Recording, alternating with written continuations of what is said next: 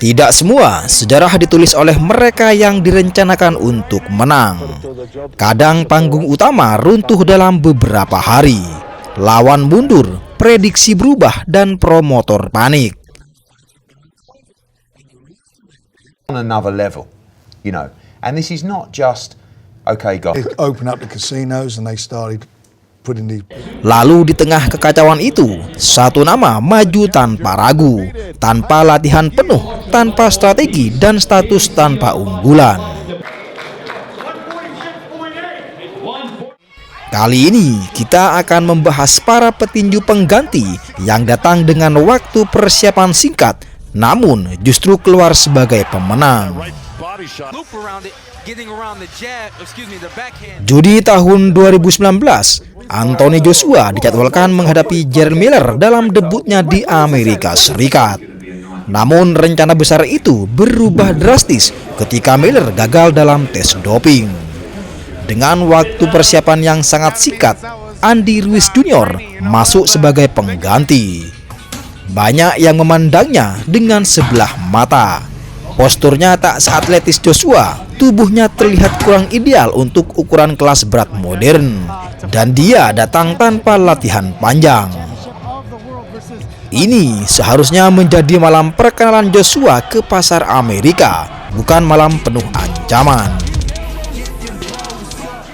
Sejak awal laga, Joshua datang dengan percaya diri. Dia mengontrol jab dan memanfaatkan keunggulan tinggi badan serta jangkauan. Ruiz terlihat lebih pendek dan harus memotong ring untuk bisa masuk ke jarak pukulnya.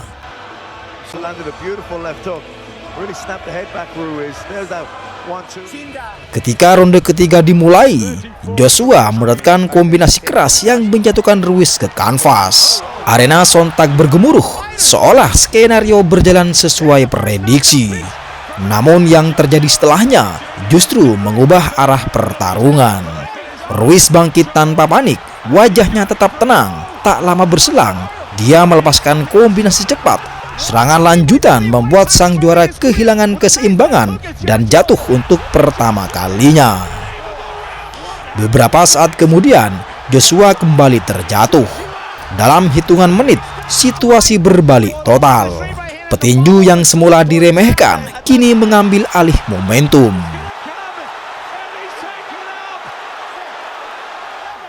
Memasuki ronde berikutnya, Joshua terlihat berhati-hati.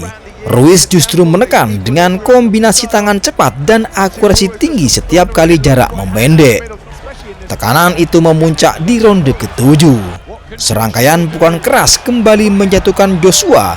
Saat dia berdiri dengan tatapan kosong dan respon yang mulai melambat, wasit akhirnya memutuskan menghentikan laga.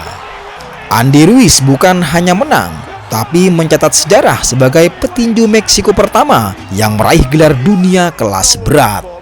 Dari pengganti dadakan menjadi juara dunia, kisahnya langsung masuk daftar kejutan terbesar dalam tinju modern.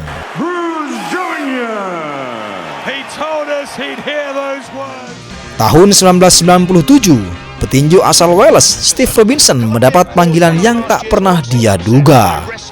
Hanya 2 hari sebelum pertarungan perebutan gelar dunia digelar, dia diminta menggantikan petinju yang mundur. Tanpa latihan khusus, tanpa persiapan panjang, Robinson langsung menerima kesempatan emas itu. Namun yang jadi masalah, berat badannya masih kelebihan 6 pound. Dalam waktu kurang dari 48 jam, dia harus menurunkannya demi memenuhi batas kelas. Dengan disiplin ekstrim, Robinson memangkas berat badannya secara kilat. Itu bukan kondisi ideal untuk menghadapi duel 12 ronde, apalagi di kandang lawan.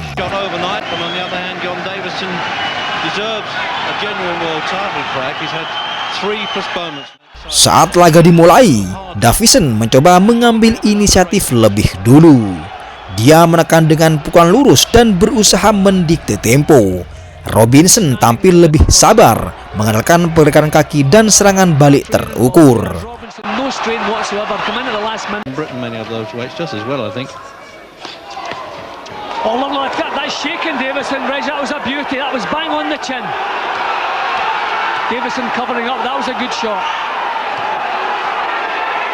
Yeah, he knows it all right there. He's got to battle his way out of trouble here.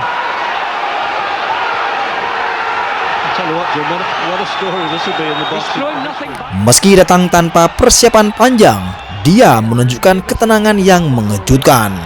Setiap ronde berjalan ketat dengan jual beli pukulan yang sulit dipisahkan. That was a good little burst of punches there, and again. Well, Davison been in trouble before and come back and fight. Memasuki ronde-ronde akhir, kelelahan mulai terlihat di dua kubu. Namun Robinson tetap disiplin mencuri poin melalui kombinasi singkat yang sangat bersih. Tak ada dominasi mutlak, hanya pertarungan keras yang ditentukan oleh detail kecil di tiap ronde. Understandable too. And started to jeer a bit at Robinson.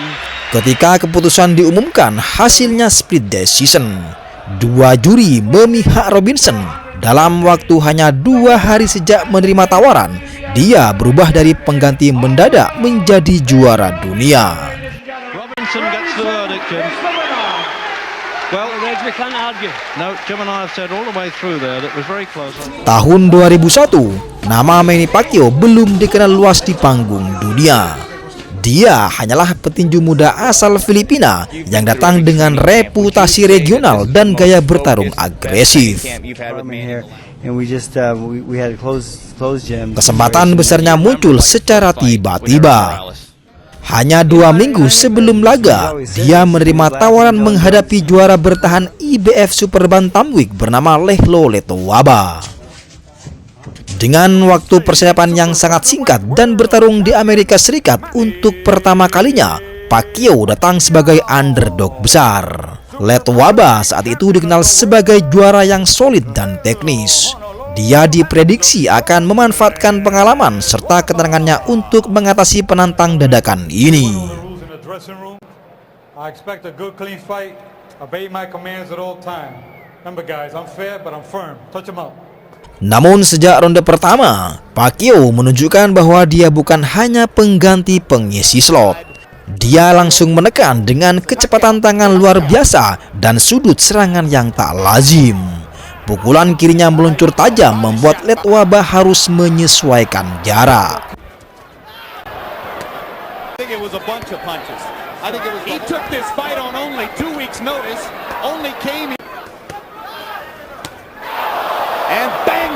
Memasuki ronde tengah, tempo pertarungan sepenuhnya berada di tangan Pacquiao.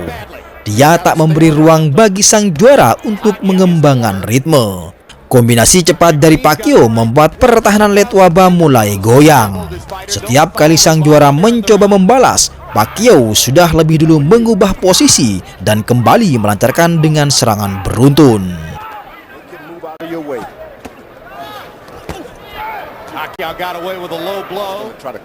Puncaknya terjadi di ronde ke-6. Serangkaian pukulan keras mendarat telak dan menjatuhkan Letowaba.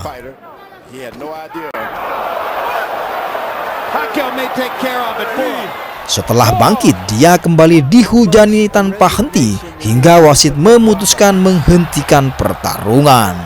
Dalam satu malam, petinju yang sebelumnya tak diperhitungkan langsung merebut gelar dunia dan mencuri perhatian publik tinju internasional. Sejak saat itu adalah titik awal perjalanan yang kelak menjadikannya legenda 8 divisi. Referee Joe Cortez, following the second knockdown, waves off the count and calls a halt to the bout. The winner by knockout victory, Manny Pacquiao. Di Las Vegas tahun 1986, juara dunia featherweight berasal dari Irlandia bernama Barry McGuigan bersiap mempertahankan gelarnya dalam sebuah laga besar di Kaiser Palace. Namun rencana awal berubah ketika lawan yang dijadwalkan mundur karena masalah medis. Sebagai pengganti, masuklah petinju asal Texas bernama Stevie Cruz. Banyak yang menganggap Cruz hanya pelengkap, datang tanpa ekspektasi tinggi menghadapi juara yang sedang berada di puncak popularitasnya. Kala itu, kondisi cuaca menjadi faktor tersendiri. Pertarungan digelar di ruang terbuka dengan suhu yang sangat panas, bahkan mendekati ekstrim.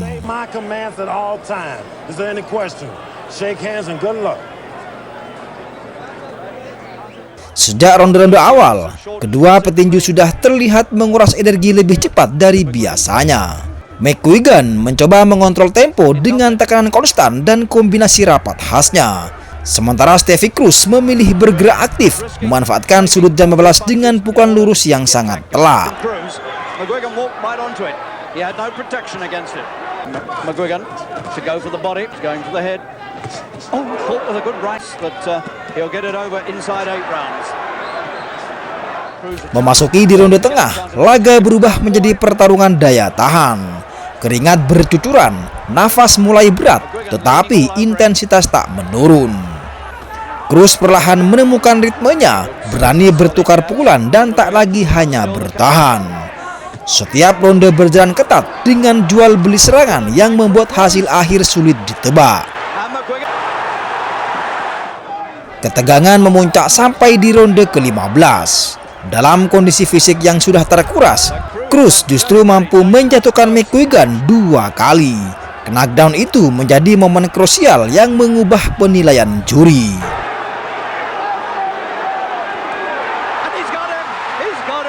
McGuigan over, and he doesn't quite know where he is or what's hit him. Can Cruz, McGuigan's just looking for safety, and there's nowhere to find it. He's gone again. He's gone again. He gets up early. Setelah bel akhir berbunyi, keputusan diumumkan. Kemenangan angka tipis untuk Steffi Cruz.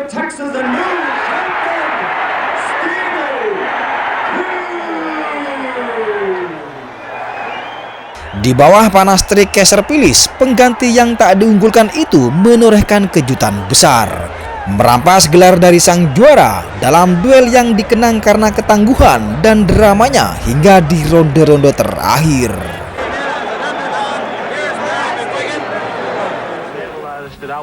Tahun 1986, sang juara WBA kelas berat, Tim Witherspoon berada dalam situasi yang tak sepenuhnya dia rencanakan. Lawan awalnya mundur dan sebagai gantinya masuk kembali sosok yang sudah pernah dia kalahkan sebelumnya, yaitu James Smith. Banyak yang mengira hasilnya tak akan jauh berbeda dari pertemuan pertama.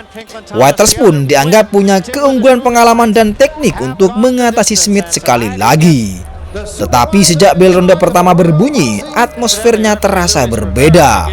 James Smith hadir jauh lebih agresif, langsung menekan, tak memberi ruang bagi sang juara untuk menemukan ritme. Pukulan kanannya mendarat sangat keras, membuat Witherspoon sempoyongan. Tak butuh waktu lama lagi hingga knockdown pertama terjadi. Witherspoon bangkit, mencoba menenangkan diri, tetapi tekanan terus datang tanpa jeda.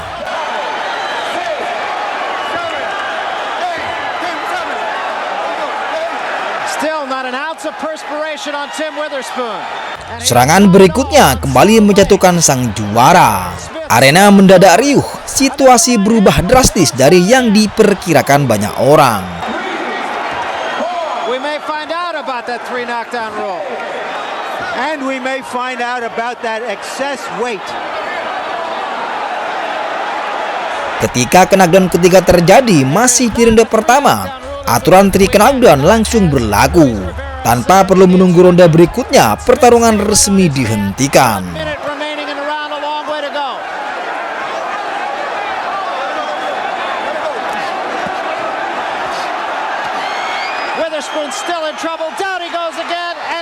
Dalam hitungan menit, sabuk juara berpindah tangan.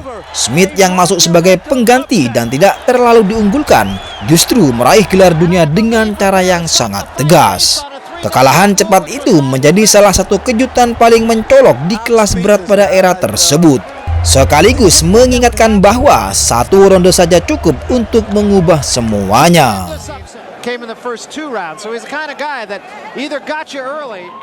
Tahun 2012, rencana besar sudah disusun untuk Victor Ortiz.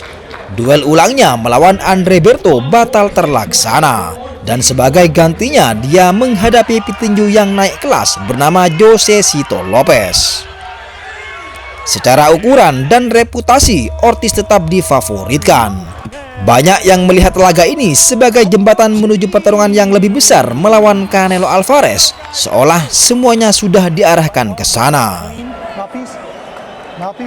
Touch gloves and good luck to both of you. Here we go. Di ronde-ronde awal, Ortiz memang terlihat lebih unggul secara fisik. Lopez beberapa kali terdorong mundur, namun dia tidak menunjukkan tanda-tanda gentar. Meski naik kelas, dia tetap berdiri di tengah ring dan membalas setiap peluang yang ada.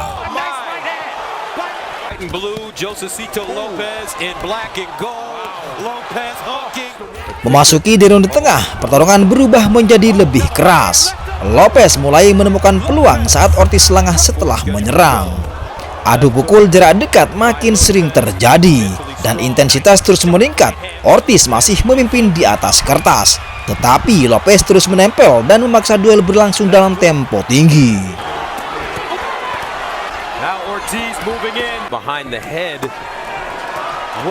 Puncaknya datang di ronde ke-9. Sebuah hook kiri dari Lopez mendarat dengan tepat membuat Ortiz langsung bereaksi aneh. Rahangnya patah akibat pukulan itu.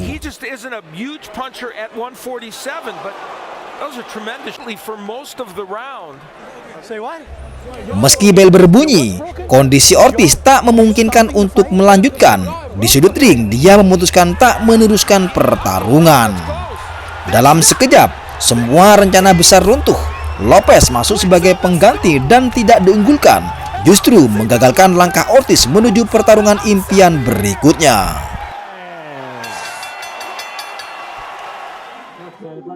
Agustus tahun 2018, Sam Eggington tengah mempersiapkan diri untuk pertarungan penting melawan Brandon Rios dalam eliminator gelar dunia. Laga itu sudah menjadi fokus utamanya. Sebelum duel besar, dia menerima satu pertarungan pemanasan di kandang sendiri. Lawan awalnya mundur, lalu masuklah petinju asal Tanzania bernama Hassan Mwakinyo dengan waktu persiapan hanya sekitar sepekan. Banyak para analisis menganggap ini hanya formalitas bagi Eggington. Bertarung di publik sendiri dengan pengalaman lebih besar dan target yang sudah menanti di depan. Dia diprediksi akan melewati laga ini tanpa hambatan berarti. Namun sejak awal ronde pertama, Mwakinyo menunjukkan bahwa dia datang bukan untuk menjadi pelengkap. Dia bergerak cepat dan tak ragu meladeni adu pukul. Eggington mencoba menekan seperti biasanya, tetapi Mwakinyo justru membalas dengan kombinasi tajam yang membuat tuan rumah terganggu. Di ronde itu, Mwakinyo melepaskan rangkaian pukulan keras yang mendarat sangat telak. Eggington mulai terlihat limbung, langkahnya goyang saat mencoba mundur ke tali ring. Serangan berikutnya kembali menghantam sebelum akhirnya wasit turun tangan dan menghentikan pertarungan.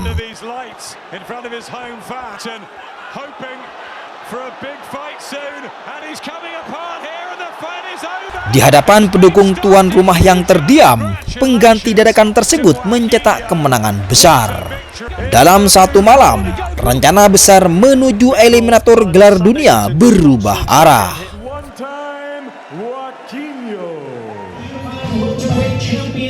Mei 2021, dunia tinju dikejutkan dengan pengumuman bahwa legenda Filipina Manny Pacquiao akan menghadapi juara tak terkalahkan WBC dan IBF Errol Spence Jr. pada 21 Agustus di Las Vegas. Pertarungan itu dipandang sebagai ujian terbesar bagi Pacquiao yang kembali naik ring di usia 42 tahun, sekaligus kesempatan membuktikan bahwa dirinya masih mampu bersaing di level elit. Namun 11 hari sebelum laga, rencana besar itu runtuh. Spence didiagnosis mengalami robekan retina dan harus menjalani operasi, membuatnya terpaksa mundur. Waktu yang tersisa sangat sempit dan banyak yang meragukan apakah pertarungan bisa tetap berlangsung. Pacquiao tak ingin menunda comeback-nya. Dalam hitungan jam, juara WBA asal Kuba, Yordenis Ugas menyatakan kesediaannya untuk menggantikan Spence. Meski bukan nama utama yang dipromosikan sejak awal, Ugas tetaplah juara dunia aktif dengan gaya bertarung disiplin dan teknis. Di paruh awal laga, Pacquiao tanpa tajam, dia bergerak lincah melepaskan kombinasi cepat khasnya dan beberapa kali menembus pertahanan Ugas dengan serangan beruntun. Kecepatan tangan dan volume pukulan Pacquiao membuat ronde-ronde awal berjalan cukup kompetitif.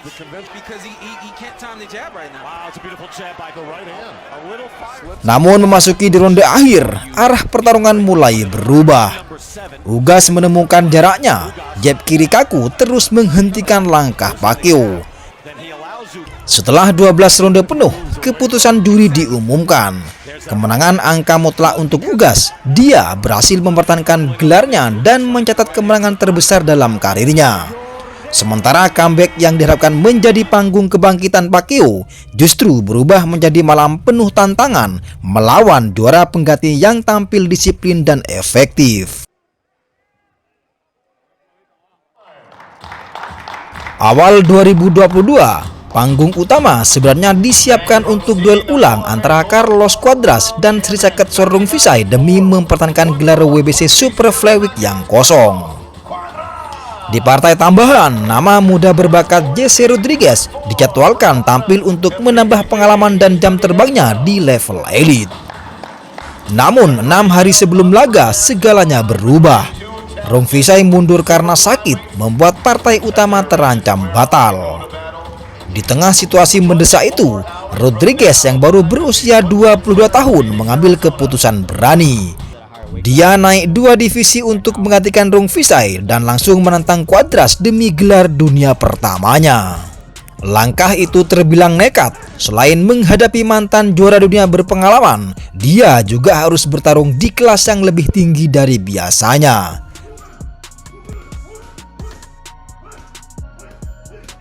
Banyak para analisis meragukan apakah tubuh mudanya mampu menahan tekanan fisik di divisi tersebut. Namun di ronde ketiga, Rodriguez langsung membungkam segala keraguan. Sebuah uppercut kanan tajam mendarat dengan telak dan menjatuhkan Cuadras. Momen itu menjadi titik balik penting, menunjukkan bahwa dia bukan hanya pengganti dadakan, melainkan penantang yang serius. Sepanjang ronde-ronde berikutnya, Rodriguez tampil tenang dan matang. Footworknya cerdas, pergerakannya efisien, dan pemilihan pukulannya yang presisi. Dia tidak terpancing bermain liar, tapi mengontrol dan disiplin tinggi, kecerdasan ring yang terasa jauh melampaui usianya. Setelah 12 ronde penuh, keputusan juri menyatakan kemenangan angka mutlak untuk Rodriguez. Dia pun resmi menjadi juara dunia termuda saat itu, sekaligus petinju pertama kelahiran era 2000-an yang berhasil meraih sabuk juara dunia. Sebuah momen lahirnya bintang baru di kancah tinju dunia. Pada Desember 2017, Saddam Ali mengejutkan dunia dengan merusak pesta perpisahan Miguel Cotto dengan merebut gelar WBO kelas junior middleweight. Dia dijadwalkan mempertahankan sabuknya melawan penantang wajib bernama Liam Smith pada Mei 2018. Namun 2 minggu sebelum laga, Smith mundur karena infeksi kulit. Demi menyelamatkan acara di Verona, New York, Ali setuju menghadapi prospek muda Meksiko yang dikenal memiliki pukulan keras, Jaime Munguia. Keputusan itu terbukti keliru. Meski Ali lebih diunggulkan dan sedikit lebih berat saat timbang badan, secara alami dia adalah petinju welterweight yang naik kelas saat mengalahkan Cotto. Sementara Munguia meski turun ke 154 pon, sejatinya adalah petinju middleweight yang sudah beberapa kali bertarung di kelas 160 pound. Di malam pertarungan, perbedaan ukuran sangat terlihat jelas. Di ronde pertama, Munguia menjatuhkan Ali 2 kali dengan kekuatan dan ukuran tubuhnya yang superior.